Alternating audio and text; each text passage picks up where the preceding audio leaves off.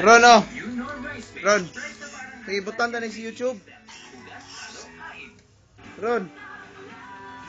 Uy. Time na ka ba? Time na ka ba? Time na ka ba?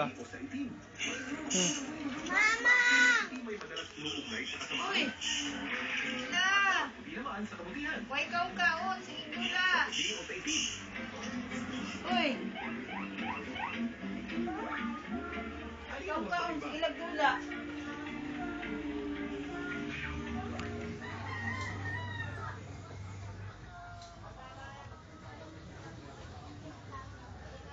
Ah, kuya. Isa mo na. Isa mo lang kuwata ka.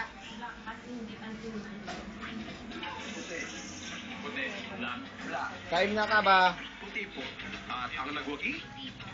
Puti po. Puti.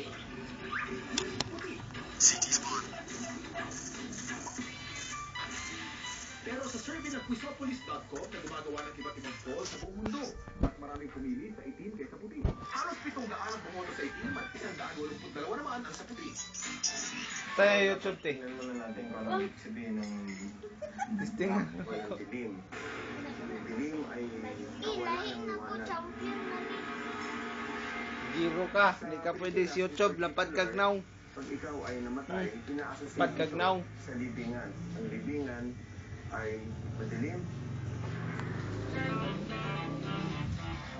Ang tawag naman sa breed ng pusa na ito ay Bombay Cat, isang napakalaking breed ng pusa. Sa naman nagsimula ang paniniwala ng pusang itim daw ay may kalakip na malas. Ang paniniwala sa itim Pero na naman daw ng mga Egypt. Pero silang isang goddess doon, ang pangalan ay si Goddess Bast. Ang hugis niya ay hugis pusa at may kalakip daw itong sama o evil.